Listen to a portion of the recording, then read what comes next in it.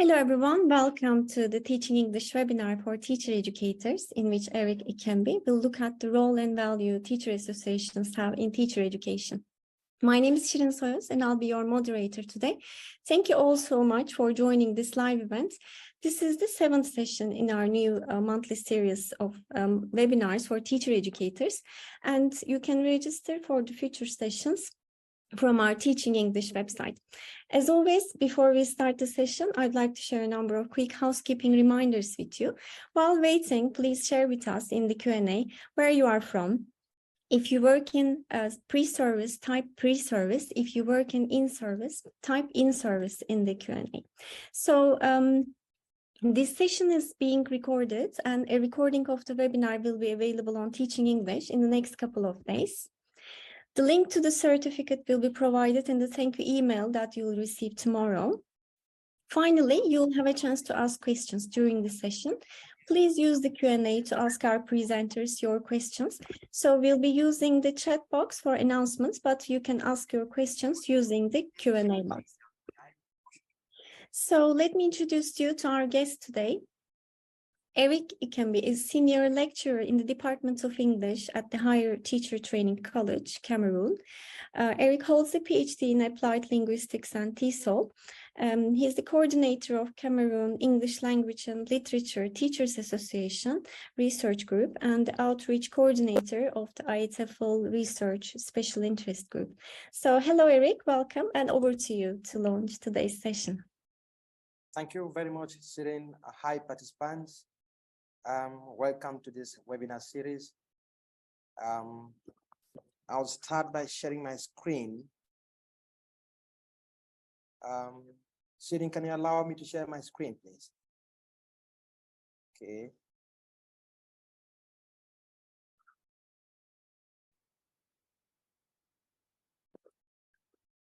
Can you see my screen? Yes, Eric. Very good. Like Shirin said, my name is Eric Ikembe. I'm a senior lecturer in applied linguistics and TESOL at the Higher Teacher Training College, the École Normale Supérieure de Yaoundé. And I am the coordinator of the CAMETA Research Group. I'm equally the outreach coordinator of the IETFL Research Special Interest Group. You're all welcome to this webinar. We'll be talking about the roles which teacher associations can play in teacher education, specifically how teacher associations can support teacher educators or teacher education. And in this webinar, there are two major things we'd like to take home. First, you will reflect and identify at least 3 ways through which teacher associations encourage agency and enable their members to develop expertise. Here, I want to say we will look at what we mean by agency and expertise. We locally hope that by the time we end this webinar, we'll be able to identify or state 3 strategies through which your own TA can support teacher educators in your work context. And this is how I have mentally organized this webinar. In the first part, we will look at the key assumptions and the running ideas, the assumptions that I have while I conceived the broader idea of the webinar. In part 2, I discuss what teacher educators actually do and what teacher associations do. And in the second part of it, we'll look at the interface. How do these connect, and what is it that is the issue that we have to discuss in this webinar today? In the third part of our discussion, we will talk about the possibilities of creating a partnership between teacher associations and teacher education or teacher educators, if you prefer that. And we have some reflection tasks and scenarios just to keep us alert. And in the fourth part, we'll look at the specific roles which teacher associations can play in teacher education or can support teacher associations, can support teacher educators. What are the key assumptions that we want to examine in this webinar? There is a tendency to believe that teacher educators are more in touch with innovations in teaching than teacher association. And what do I mean by this? It's possible for teacher educators to think that because they read articles from journals and they read books, and then they are abreast with what is ongoing, the trends in teacher training or in ELT practice. It's a general conception that educators have.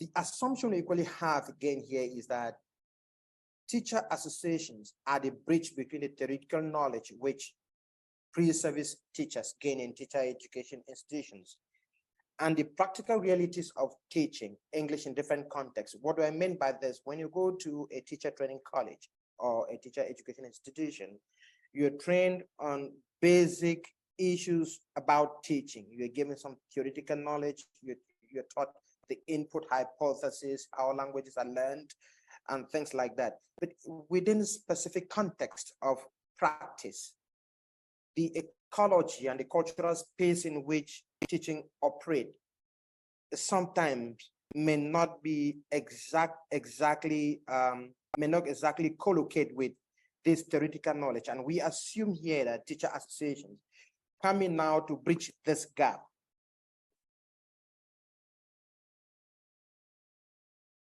And we believe that teacher associations have a wider scope for developing expertise in ELT than teacher educators can.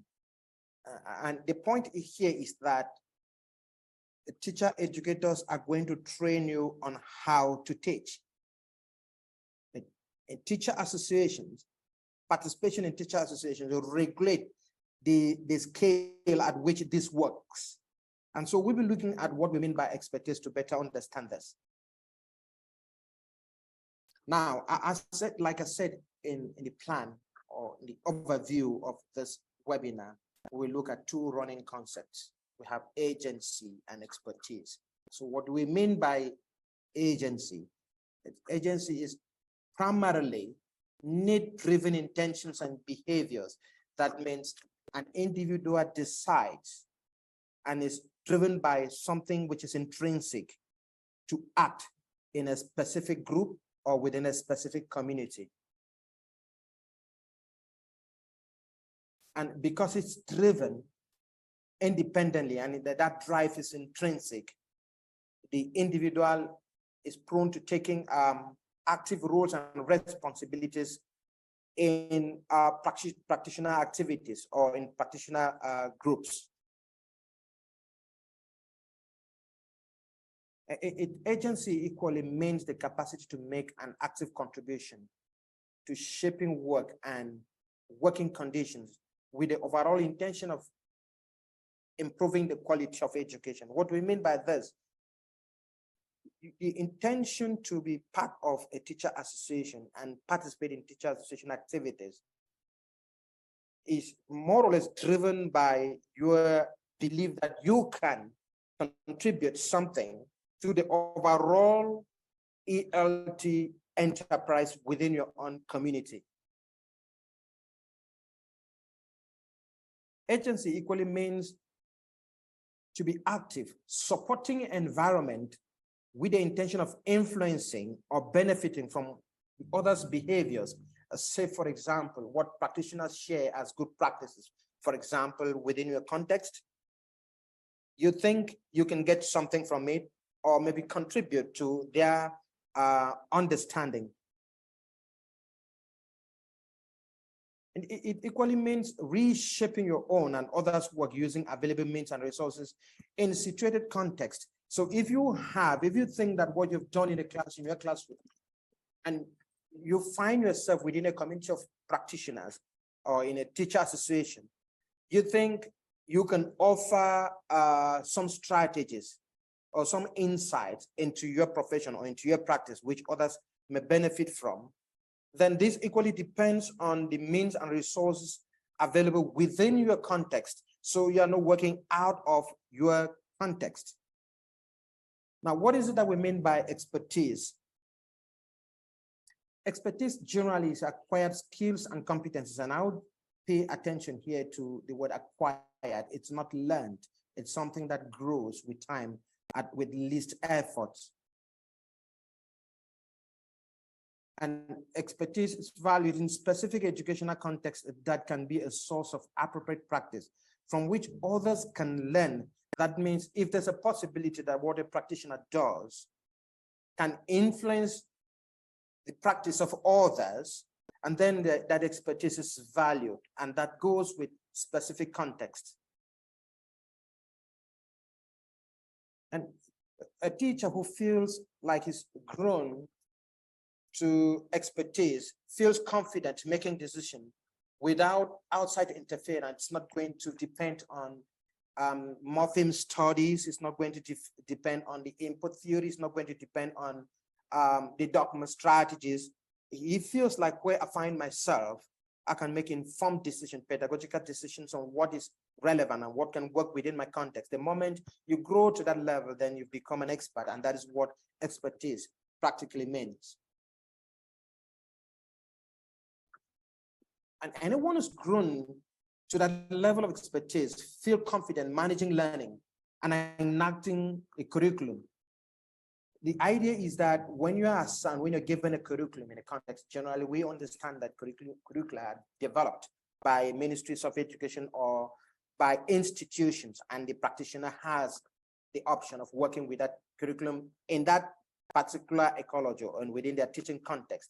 Now, the way a teacher operationalizes the function of a curriculum exposes their expertise, because it's not just simple for you to take a curriculum and apply within your classroom context. You have to look at the resources within your classroom context, and you look at the cultural practices within the classroom and see the ways through which you can enact that curriculum and manage learning within your classroom space. And the moment you're able to do that, then you've developed some expertise. And it equally means reflecting on the experience you as the practitioner you've acquired across a period of time. And that means you're coming to new understandings with experience. It is the ability to make informed and relevant decisions on what works in the teacher's own context. So what works in my context cannot be unproblematically transferred to your own context. The moment you think this can work here and you try and it's working, then I think you've acquired some expertise. And it's grounded more in personal experiences and reflection. This sounds tricky here, because when we say personal experience and reflection, it may seem like you don't need a teacher association to develop expertise. No, that's not what we mean here.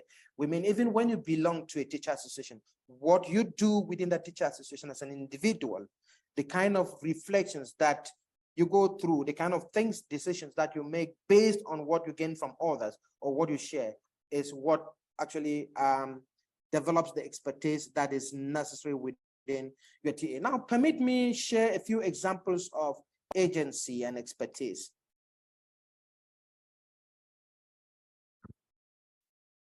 Somebody or someone or a practitioner who is agentive in teacher association voluntarily take leadership roles in the teacher association, and he or she helps the teacher association to run different projects, the projects that they've developed.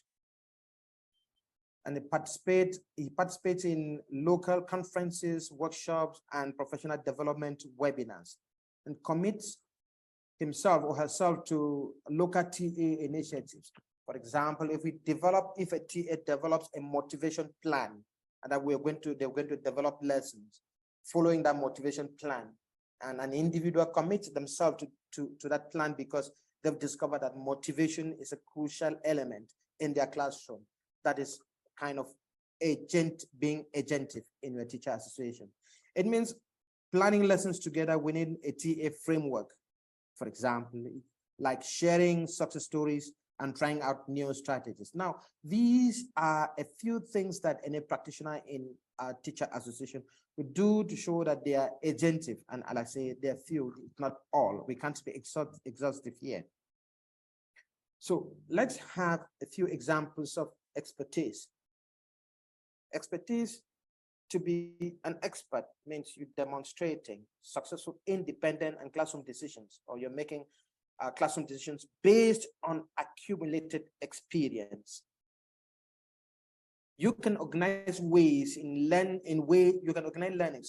organize learning in ways that are culturally responsive. So it means you are very familiar with the culture in which you're teaching, and you can design learning activities and plan learning across a period of time in ways that you feel the learners will adapt to it with less difficulties.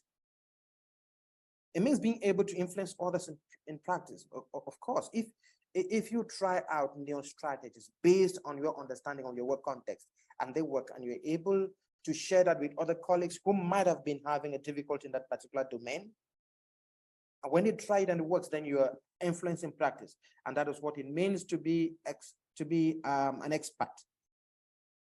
It equally means high student achievement. I got this from Anderson 2022 presentation and ITEFL.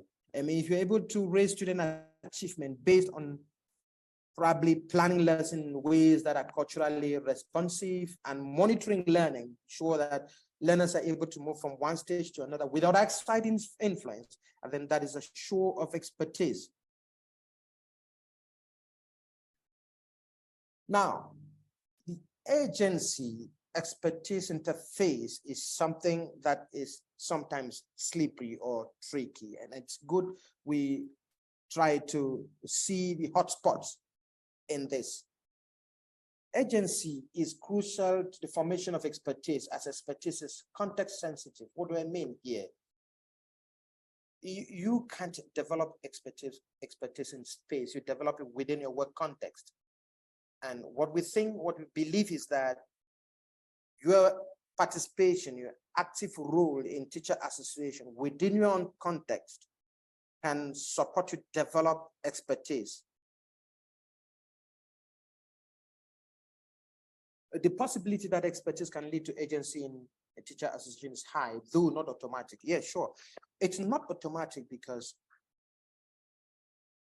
being an expert does not necessarily, expert from our definitions, the conception that we've had here, does not automatically mean you're going to be agentive in teacher association. Some people have acquired experience across time. I've tried out a number of things and I've not been in teacher association. But the other way around, we feel that anyone who's involved in teacher association can develop expertise that can be very relevant. So the expertise you develop doesn't necessarily mean that you are agentive in teacher association. But being agentive in teacher association means you can acquire expertise that is relevant for your community of practice. Expertise entails acquired competencies that must be prompted to be translated into agency and influence practice. Any teacher association should create conditions for expertise to be developed. And this goes especially to practitioners in the global south who find themselves in hierarchical structures, sometimes in a teacher association. The expert must be the pedagogic inspector, it must be the professional, it must be the teacher educator. This is a bit tricky here.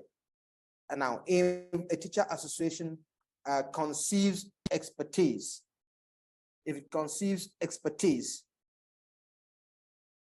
to be hierarchical, to mean being in a position of responsibility, then we miss it. So the conditions within a teacher association must be made in such a way that the practitioner finds it easy to translate that expertise into agency. The conditions for volitional development or demonstration of agency needs to be seriously considered, especially in context of power consciousness, and that is exactly what I was explaining here. The atmosphere within your teacher association or within your community of practice should be in such a way that anyone with expertise or with that expertise should feel confident and feel free to demonstrate it. And the reason for which we are saying this is because there is this expert question that we have to answer at a certain period of time. Who is the expert? And we will stop at a certain point to reflect on this. Now, I want us to stop and reflect to be sure that the concepts we have been developing are well understood, because these are concepts which we are going to be using as we ride on in this webinar. From the discussion above, which of the examples particularly reflect the way agency and expertise are constructed in your local TA? You can learn your responses in the Q&A boxes, please. Get there and learn it. It's just to help you reflect on your own work context, in your own teacher association context, and see ways through which you you create space for expertise, and how useful is such expertise and urgency to a local ELT industry. Now, the whole question of expertise comes up again. I am a teacher educator. Am I the expert? That's a big question. If we say expertise is developed, it's accumulated through experiences. Now, does it necessarily mean that a teacher educator who's taught probably for 2-3 years because he has a PhD in applied linguistics and TESOL, does it mean that he's an expert?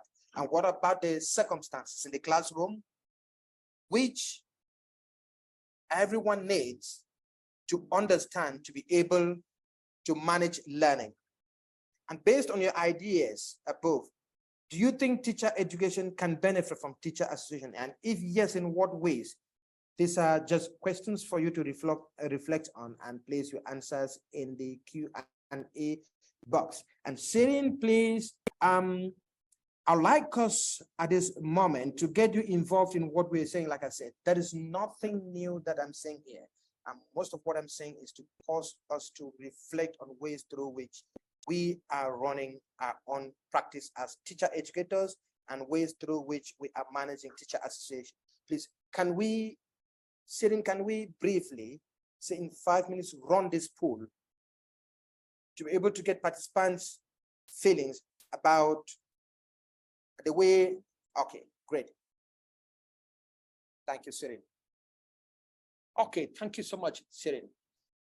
To what extent does the knowledge you gain from your teacher training reflect the reality of your classroom context? And I have the greatest responses is somewhat 58%, and 24% say completely. Now, if you look at it, we have 18% who think a little and nothing. So if they don't reflect the classroom, your classroom reality completely, then there is an issue we have to put on the table and discuss it.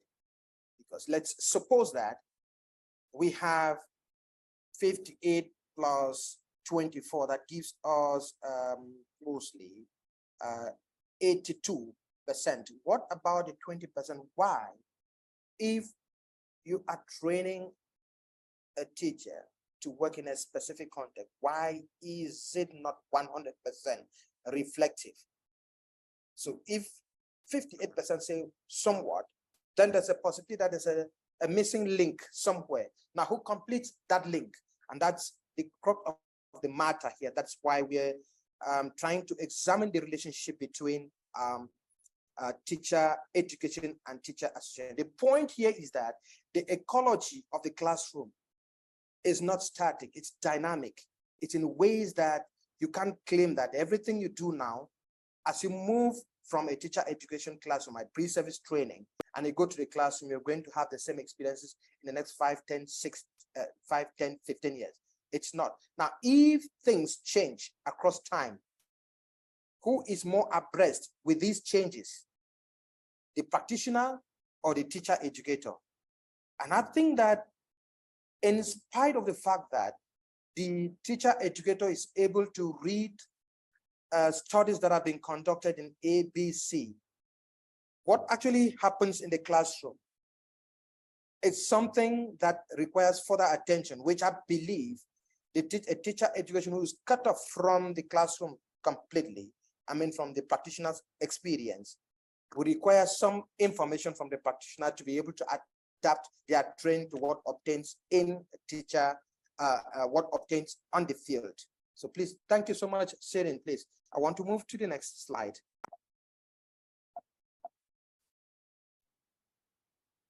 Now, if we see that there is this gap between the practitioner space and teacher education, let's see what teacher educators do. They conceptualize knowledge about teaching. What do I mean by conceptualize knowledge about it? They tell you if when you want to teach vocabulary, you need to use puzzles, you need to use flashcards, you need to use games. If you want to teach grammar, you need the sentence frame, for example. And if you want to teach writing, this is what you have to do. And they tell you how languages are learned. If you've read, I'm sure the teacher educators here using Spada's 1999 book on how languages are learned, or you're using the input hypothesis. Let me just share this experience with you. Having worked with teachers across time in teacher research, and have discovered that the idea of teacher language barrier, teachers think that the learners they're teaching have language barrier. They can access the content they are teaching in the language they're using, in English language, because they have that language barrier. And this is one of the pitfalls of teacher education. I don't want, permit me use that word pitfall, please. Or let me say a setback. Because what does it mean when you say comprehensible input? Okay, we understand learners learn when the input is comprehensible. So if there's language barrier, then probably the input that they get from the content or incidentally from instructional language is not comprehensible. And this is where teacher educators need a lot of information from teacher associations or practitioners who are involved in teacher association to be able to understand the link that exists between this. So teacher educators spend time conceptualizing knowledge. Now they create opportunities for acquisition of skills and competencies in teaching. And they do this through outcomes. At the end of this, upon completing this course, you will demonstrate this skill, you will demonstrate this competence. And whether that demonstration is context sensitive is something we've not had enough information on. And so the set objectives and try to meet these objectives. You have to take 180 hours of a TEFL course, and we hope that upon completion of that course, you have an international certification in TEFL. Yes, that's fine. When you have an international certification in TEFL, is it possible that you move to Asia and you teach in ways that are culturally responsive? This is a question we may have to find ways of answering within this webinar. Teacher educators enhance knowledge about teaching theories and methodologies. Yes, they'll tell you, use this theory, the grammar translation, the audiolingua method, and stuff like that in classroom. But at what point in time will you have to use the audiolingua method, the grammar translation method, the direct method? This is a question that can only be answered by the practitioner working in a specific context.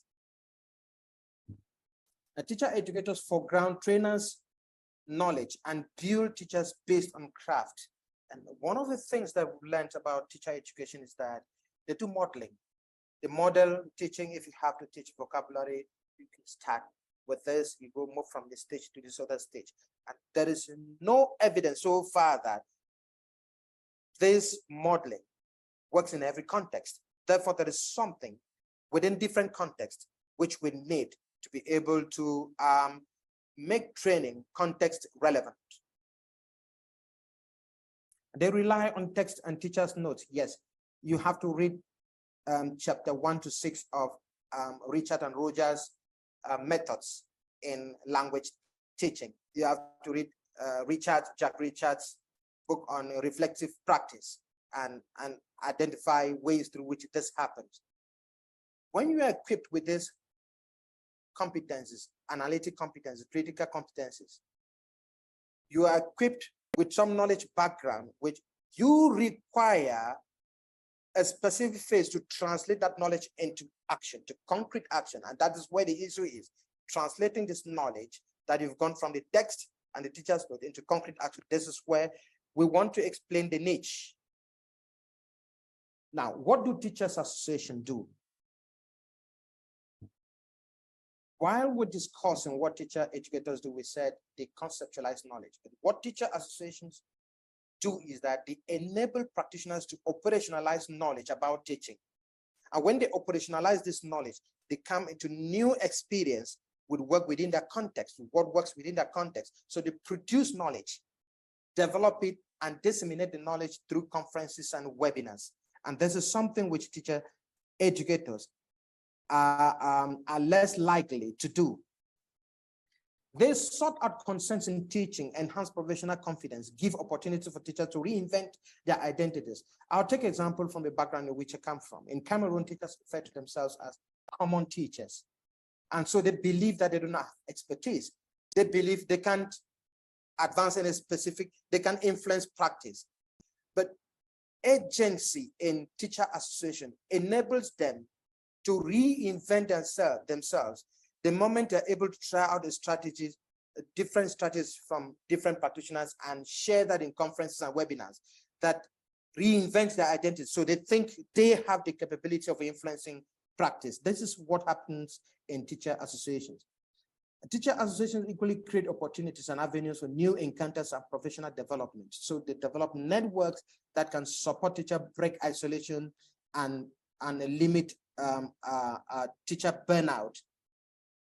They create occasions for reflective practices and develop local expertise. Of course, if we agree that expertise is accumulated within specific context and grows within time, you and I will share now that we agree now that the relevant expertise can only be developed in teacher associations. They build teacher motivation and break down isolation, like I said a while ago. And they function more with what works best. When you do your teacher's certification course or your TEFL certification course, you're working on global orientation on what actually obtains in the ELT enterprise. But what obtains in specific context is something that you find in teacher associations. And of course, a great role of teacher associations to market language teaching. When Michael West went to Asia and Palmer, they discovered that the way languages, the way they went with this monolingual understanding of language learning. And when they went to Asia, they discovered that there are different ways through which second language or foreign language learners understand or learn a new language. And that itself started developing understanding on what learning another language means. This is just to tell you that language learning is ecologically situated and must be understood from that perspective. And so they carry out teacher research. For example, Fonjong and I conducted research in Cameroon on the most crucial issues which practitioners we face in our classroom. Top on the agenda was motivation. And so we had to develop motivation plan and see how we could develop lessons that can enhance learner motivation in the classroom. We equally had low resources, low material, paucity of learning materials. And so the Cameroon English Language Teachers Association, the research group, is developing materials for supplementary materials for learning. And this is what can be done in teacher association. Like I said, they create, they generate, and disseminate knowledge. And so this is part of the things we are practically doing. Okay, my discussion has been monodirectional, and I think it's time for you to reflect and see if these two concepts, let me see what your experience with these two concepts is. Between the teacher, educator, and practitioner, who do you think is the expertise, or who do you think feels more of an expertise? And the tendency has been for teacher educators to feel that they are the expert. But what works in the classroom is not taught by teacher education, it's taught by the practitioner. Good. What is the interface between teacher association and teacher education? Teacher education and teacher association. the trend has been monodirectional. If you find here, this is teacher education here. They train the teachers and send them to the practitioner space. And teacher association just struggles to see if you can tap a few members to join the teacher association in the practitioner space. And this has been the relationship. But what we are foregrounding in this webinar is that there is a lot that can come from teacher association here, which can fit teacher association in ways that the people they train can fit this space in ways that are relevant. So, and if this is turned, then they can open space for mutual support and benefits. Teacher education focuses on equipping teachers with skills and competencies required for the workspace. Yes. So when you have the skills and competencies for the workspace, how are these skills translated into concrete action? This is the bigger question, and this is where teacher association come into play. The context-specific competencies that can be developed through agency in teacher association, which tend to lead to expertise. What the practitioner develops here in this space here and shares in teacher association is something which, on the whole, teacher educators are unaware of. And so what works in this space here is generated mostly by practitioner, either the one who is within the teacher association or just acting based on the relevance or the realities of their context. Teacher educators generally have a feeling of expertise and power that blurs the possibilities for creating spaces for reciprocal development and benefits. Yes, these are two different systems. Teacher educator and teacher associations are two different systems. The teacher educator conceives and conceptualizes and enables the pre-service teacher to conceptualize knowledge about teaching. But knowledge about learning, what works in the classroom is what goes through operationalization. And this is done by a practitioner. And so this is what separates the two systems. So, but there's a possibility that if they come together, there is going to be mutual benefits and support. The unending gap between knowledge gained from teacher association and the real-time nature of the classroom, we just realized that we couldn't have a 100% from the pools we had. We couldn't have a 100% link between what you gain from pre-service training into your own context. You couldn't have that 100%. What this means is that there is always that gap, and this is the gap that we think we can fill if there is this mutual collaboration and reciprocal support. Now, Eric, just before we proceed, we have really very nice comments and questions from our audience. Okay, and good. Yeah, we would like to share some of these with you. Maybe you haven't had a chance to look at the Q&A. So first of all, thank you very much for sharing your inputs and insights on the topic. And we have colleagues from all around the world, from a wide range of contexts and countries. For example, Susil says, in some contexts, teacher associations have more autonomy than education ministries in the way that they support teachers. And Catherine also has a similar comment. Teaching associations are generally consistent in their approach, unlike the education ministries.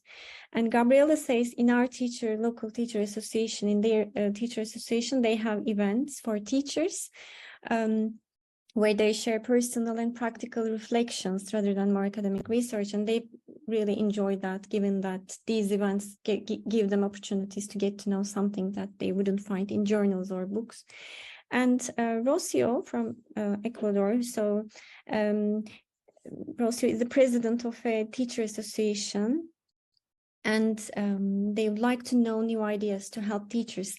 Do you have any new ideas about this, about how teacher associations can help teachers and educators? Yes, thank you so much, Shirin, and I enjoy the comments coming in. The tendency generally has been that the ministries of education and teacher education institutions develop material. Most often, they think they follow what they see in what they read from journals, and they develop material. I'll take a clinical example in my context. The ministry adopts the competency-based approach, and it has to work in our context, whether the teachers are trained or not.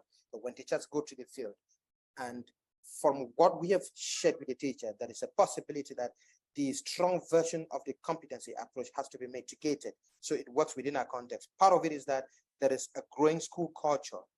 There's a long-standing school culture which has been mitigated. So what we want to say is we confirm what the participants are saying, that the ministries of education operate as autonomous system, and they don't believe that there is something within the classroom which can fit what they are doing. And that is, and a good number of them are people who have kept from the classroom, who have been away from the classroom for past 5, 6, 7, 8, 10 years. So have lost focus of what is happening. Let me just share this with you. Look at COVID-19. When COVID-19 came here, there were global responses which ministries of education adopted without taking into consideration what obtains within the cultural space. And I want to draw from my own space.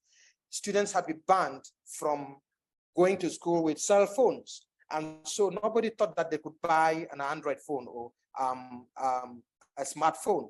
But with COVID, the same ministry that banned the use of smartphones or Android phones said, okay, you have to, education is now found in the telephone. Let me put it that way. And we're looking at how many of these learners can own a smartphone, or how many of these households can own a smartphone. And so this is just an illustration of the fact that teacher educators or teacher education institutions, they operate as autonomous system, and that is why this webinar is very relevant. We have to find ways through which teacher associations can feed teacher educators on what is practically realistic within their work context. And this last part of the webinar is going to examine some specific strategies which can be used to do that. Now, the first thing is, if you look at this, a local teacher association identified local classroom challenges, collectively researched them and shared their findings in a local conference co-organized by the teacher association and teacher educators. How beneficial is this to both parties? You can find here, this is a seasoned teacher researcher, or who surprisingly is doing teacher research for the third time, and yet it's the pre-service teacher who left a college of education to go teach simply because they wanted to understand the practice of the classroom. And I can bet with you the feedback that they brought together, they brought back to a teacher education is, we don't want much of these theories. This is what they told the teacher educators. We don't want much of these theories. We want what works. And unfortunately, the ban of teacher educators have been cut away from the realities of the classroom for a very long time. Now let's reflect on this to have some practical insights on ways through which teacher associations can be helpful to teacher educators. These tasks are intended for you to reflect from the orientation of your work context, so you can start reasoning out ways through which your teacher association can be beneficial to teacher education. A teacher educator has invited a practitioner to do a demo lesson in his or her class. How do both parties benefit from that? Remember, we said a while ago that teacher educators conceptualize knowledge. They enable the pre-service teacher to conceptualize knowledge. Now, if this pre-service teacher who has conceptualized knowledge about teaching and learning, observe a seasoned practitioner teach and ask a few questions that may enable them to get the real workings of the classroom and understand at what point specific pedagogical decisions are made within key stages of lesson evolution. That's two. A teacher association has invited teacher educators to their conference in which practitioners shared classroom challenges. Who tends to benefit more and in what ways? These classroom challenges, for example, large classroom size, it's very easy to claim that large classroom is a matter of teacher quality as a literature holds. But we need to, you the teacher with quality need to get into the classroom, a large classroom, to understand how to manage time and manage group dynamics within the large classroom. And this is where a seasoned practitioner who probably has been sharing experience or benefiting from the expertise of other practitioners in teacher association can offer ways through which large classes can be managed. It's very easy to draw the line when you get into the classroom, form groups. But the other part of it, how much time do you need to manage groups of 20 using 6-6 grouping method? How much time do you need for how many activities? This is information that we can only gain from the practitioner. A teacher educator has invited the practitioner to assess trainee generated content during training. How do both parties benefit from that? Let's say, for example, a teacher educator gives the trainee or the pre-service teacher the curriculum that is in use in their work context, and they have to generate probably schemes of work. Now, I bet you that the only person who can say this scheme of work is possible within this context or within this classroom is the practitioner who has real-time contact with the classroom. The educator will generalize on what is possible and how learning is organized, but how it works in the classroom can only be provided by the practitioner. And this is where the practitioner position in teacher education stands primordial. A teacher education forms a WhatsApp group in which her trainees and some seasoned practitioners are to discuss a content. How useful could the WhatsApp community be to both parties?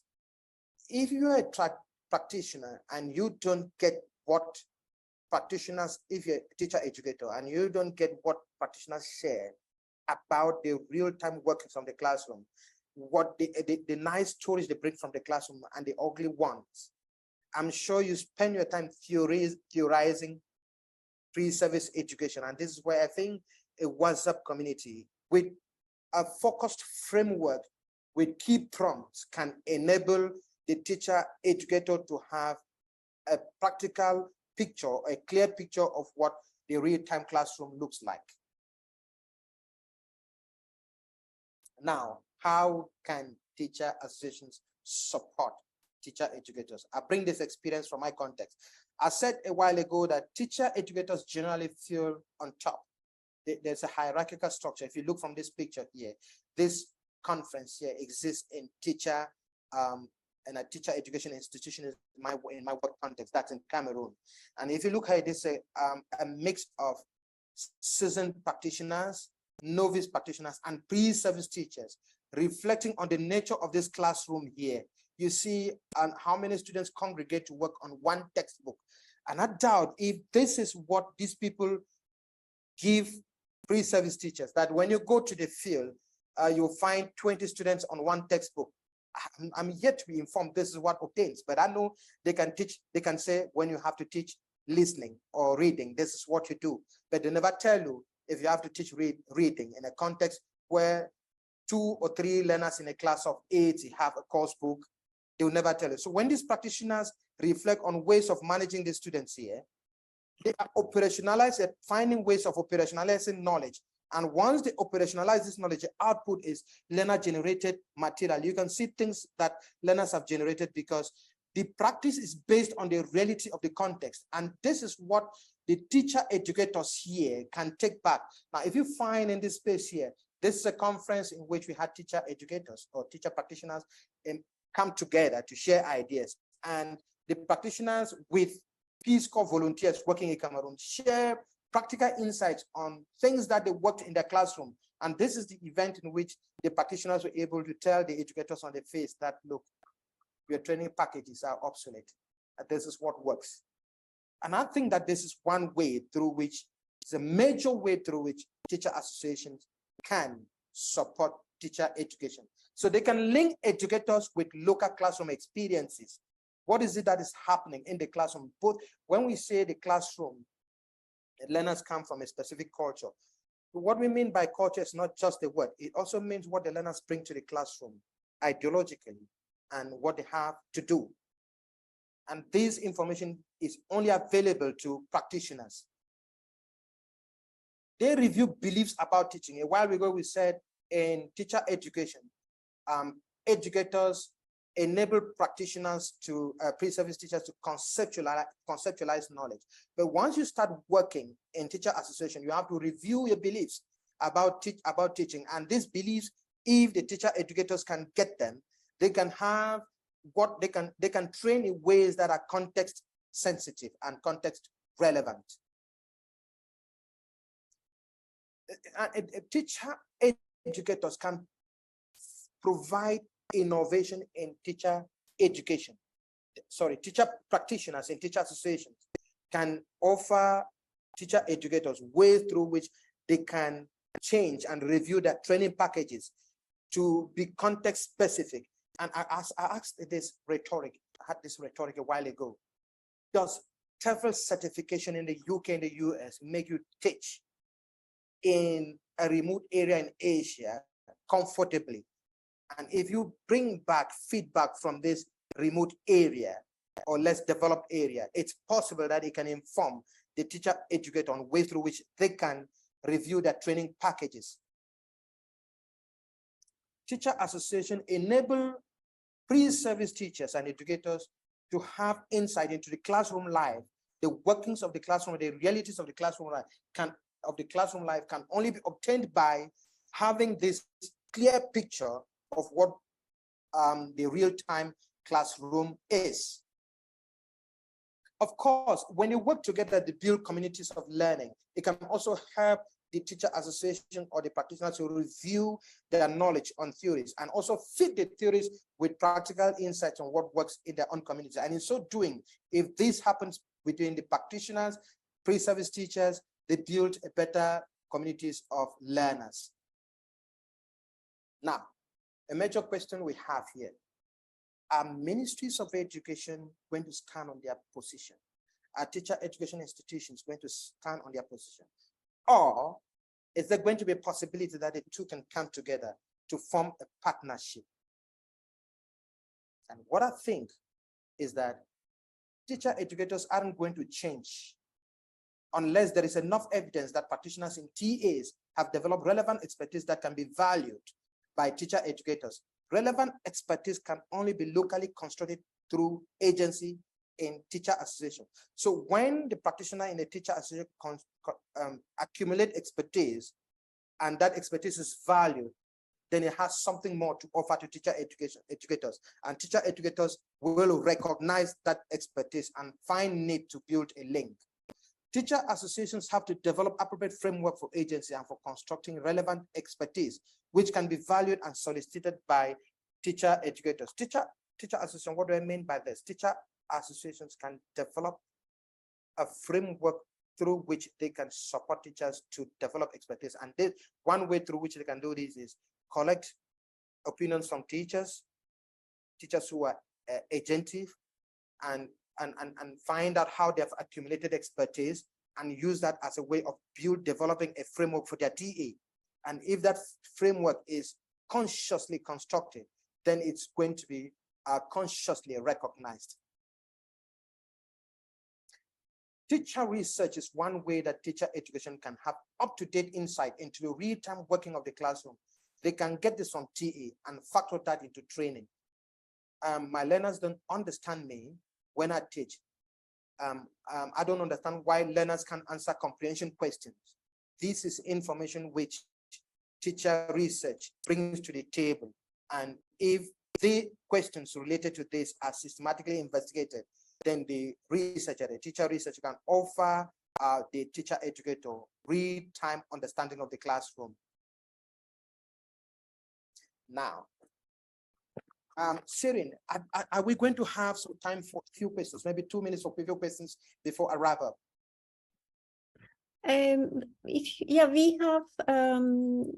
We can have a Q&A after you finish, if you like. Yes, we can have a few questions. I can see here I have 4 more minutes, right? Well, we have 4 minutes. If you like, you can quickly wrap up. And I just have one or two comments from our participants. If we have any questions, we can ask maybe one question, so you don't have much time. So yeah, I think I prefer to get the questions from the practitioner to find out if we are moving together, if we're on the same journey. Okay. it hasn't got to be that complete monologue. Mhm. Maybe 1-2 minutes. I know I still have 3 minutes to wrap up. Okay, so first of all, for example, some questions about the impact of teacher associations. Catherine says, teacher associations provide a network of support in training and institutions on classroom management to protect the rights of the teachers. And Maying, in another context in Indonesia, says the teacher associations played a major role in shaping the policies by creating a formal teacher certification process. So most of the comments are about the context, different context, different experiences. So let me check if there are any other questions so far, but we can wrap it up. So I think you have also answered some of the questions mentioned throughout the session. Okay, thank you so much. And I thank the participants for making those comments. And I think together we are reasoning along the same line. And what I said we're going to take away from this webinar is strategies through which your local TE can support teacher education or teacher educators. Now, to wrap up, relevant expertise is constructed through agency, teacher associations, like we said, when a teacher is a chained in teacher association activities, there's a possibility that is going to they're going to develop expertise. And permit me say this quote from Professor Dwyer from Florida International University. He says, teachers have written tons of books on the chalkboard and have wiped them off at the end of the day. And this is true. And most of these books that teachers have written on the chalkboard are directly specific to the context and relevant to the real-time workings of the classroom. And this is where I think teachers own expertise. Teacher education and teacher association partnerships built on the value of expertise. It is outputs from expertise that will convince both parties that the partnership is beneficial. Like if you have nothing to offer, then the ministries of education are going to stay on their lane and you stay on their own lane. So teacher association must develop this expertise, and we said they can develop a framework for consciously cultivating expertise. It is the credibility of the practitioner that challenges the power position of teacher educators. Like we said, teacher educator or teacher education institutions, they feel superior and they feel like they're both the practitioner. And of course, that's because generally they think they train the practitioners.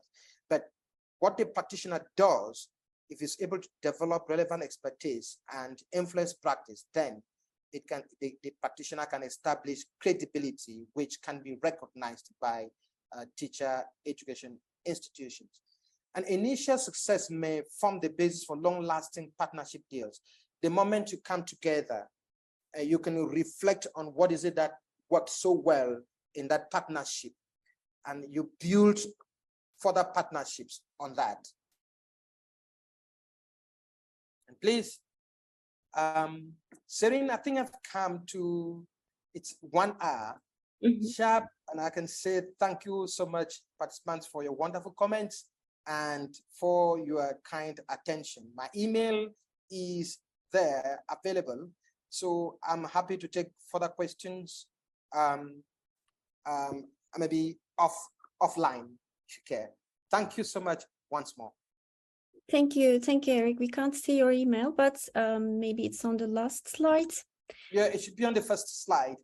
Okay, on the first slide. Yes, we'll also share the recording. This was the question from some colleagues. So you'll see the recording and the slides in the next couple of days. And you'll also have a link to a feedback survey. And then you will also have the certificate link in the same email. So the link to the certificate will be provided in the thank you email.